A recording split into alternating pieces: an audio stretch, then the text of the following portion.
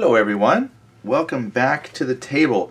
What you're looking at here is the overhead shot of in progress of setting up Storming the Gap, World at War 85. I'm going to do scenario 1.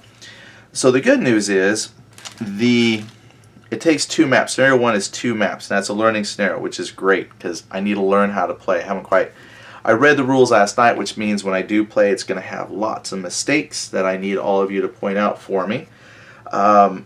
So I was afraid 2 maps would be too big for the table space I have. It actually fits just fine. So we'll have 2 maps for scenario 1. And a lot of other maps are other scenarios are 1 mappers, but 2 maps is fine. For my recording space and where I play, I won't be playing the bigger monster scenarios here or probably filming those unless I get my mobile tripod and we play on the big table. But just here for the studio, this will fit a 2-mapper just fine. So the game length for this one, this is scenario 1. It is called Storming the Gap. Yep. So it's near the highways between Eisenach, East Germany, and Bad Hersfeld, West Germany, in the Fulda Gap. Rolling out from Eisenach in East Germany, the still wave of the Soviet 8th Guards Army stormed toward the Fulda Gap. In the lead, once across the border into West Germany, the 39th Guards Motor Rifle Division and the 79th Guards Tank Division accelerated to attempt to overwhelm the crack American cavalry formations posted there and seize and secure the bridges across the Fulda River.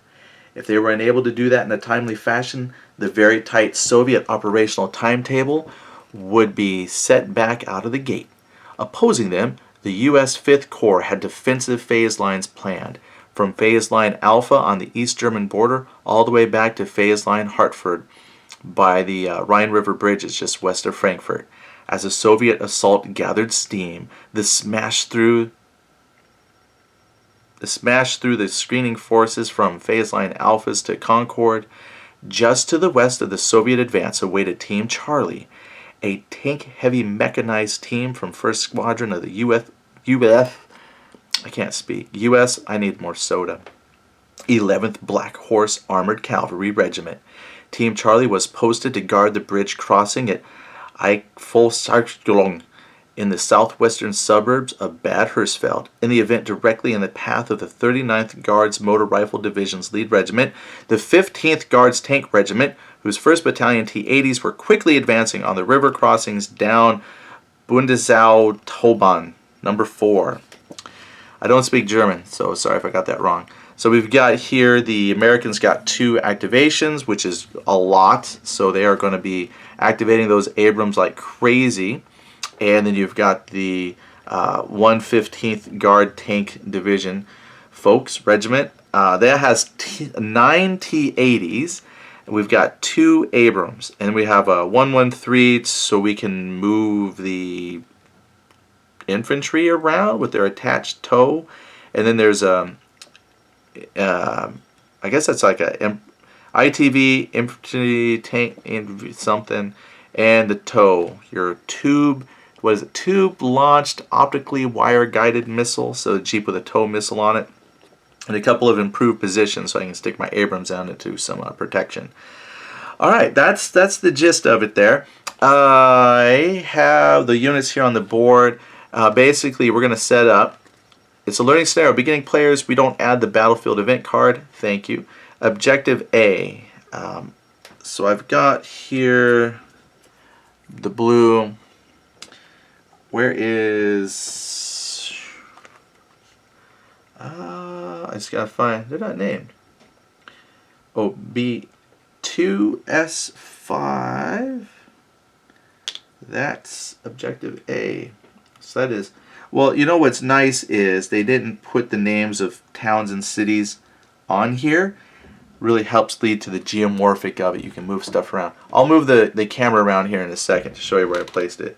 And then Objective B in Haneck, West Germany, that's in 1Q12, right here. Alright, so it looks like I'll be playing mostly on this bottom part of the map. So I'll probably shift things a little bit up there so the camera kind of focuses on that. I'm going to put the objective markers for the Soviets off to the side if they capture a spot. So we're going to have all of the Soviet T-80s over here, and then we'll start lining up the American forces here in just one moment. I didn't see anything for like reinforcements, so this is on the board is what we have. There was a rule about salvo fire for the Soviets where if they've got 2 tanks stacked and when they fire they get to add 1 to their firepower dice roll for AP, probably for HE as well, but they add 1 to their firepower. So these are going to come in stacks to take advantage of that. Now I'm just stacking them. I haven't placed them on the board where I want them. One of these is going to be a platoon all by itself because I had to draw 9. So 2, 4, 6, 8. That means I've got a Soviet tank floating around here somewhere. We'll have their headquarters. Here's all the American stuff. So what I'll probably do is pause the camera here, and when I set up and start the game, you know, we'll just go from there. Yeah, because it just looks like the Soviets are coming this way. Now, the other thing is, I thought there was a counter that you punch out that was an N for north, because this map shows north that way, but the little counter in the book, well, let me see, it shows like a gray arrow pointing that way, like that way is north. I don't know if that matters so much in this particular little battle. Let's see if it says here where's north. Top edge north is 2 A13. A13. Yeah, over there. I guess that is the north map edge. I thought there was one marker that had an N for north, and I can't find it. So clearly, oh yeah, it is.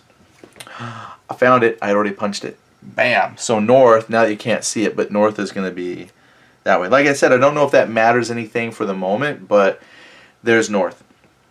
Okay, so I will go ahead and put all these, come back, show you the deployment, and then eventually we'll start and play like turn 1.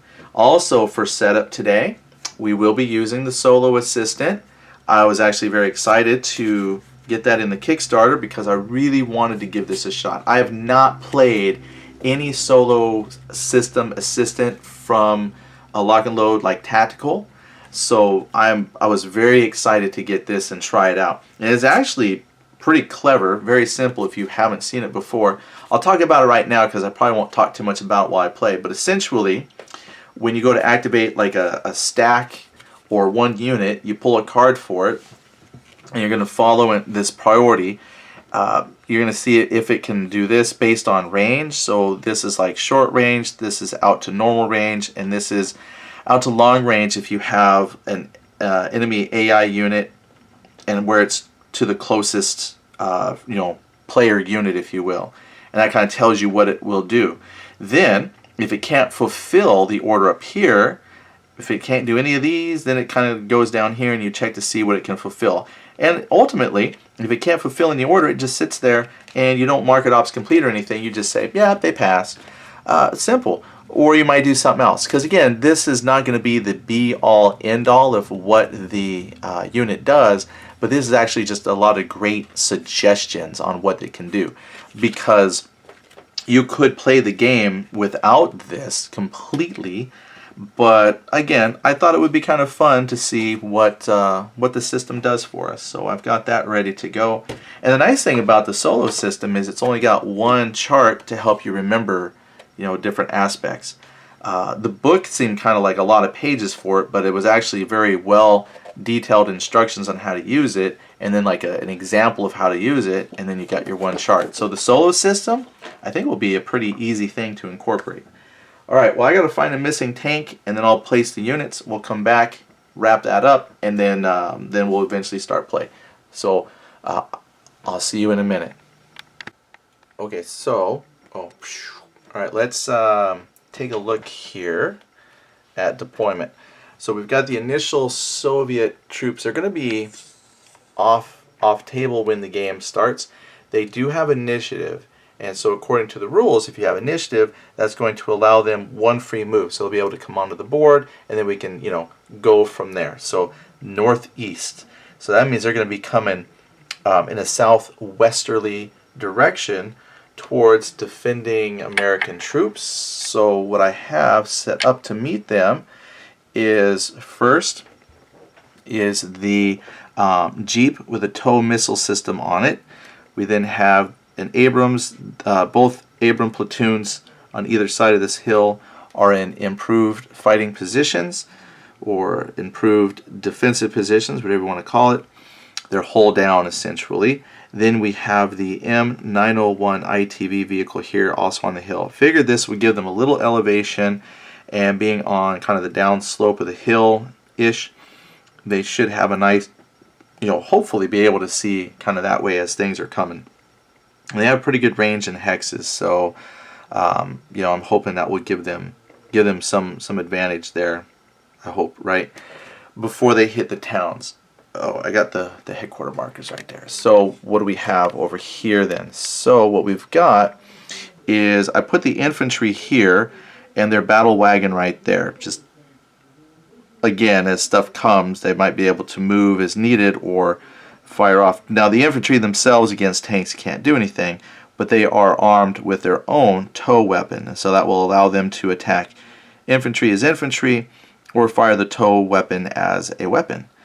Now, being spread out like this, I can drop, when their formation becomes active, I can drop it over here on the hill and get the Abrams to fire and the ITV. It's just that we'll have to make checks, skill checks to see, or morale checks to see if the units out of range can do anything. So kind of risky, but I was thinking kind of like a defense in layers kind of a thing. So we got an ITV that can maybe shoot off a couple missiles before it dies, or move and use its mobility to come back. Who knows, right? But that's the initial setup. So with that in mind, I did set aside here, there's the formations cards. We can mix them up a little bit. There's only a couple cards here, but they're sleeved for my protection. And I'm using off to the side is the polypropylene mat that came in the Kickstarter to track the turns, and it's got the formation card draw and discard, so that will be off to the side. I've got a whole bunch of charts. I think I've got everything I need to put together at least turn one. You have the initiative, and then we'll do like turn one, and we'll just kind of talk about the game as we go through there. So with that in mind, let's get ready for the game.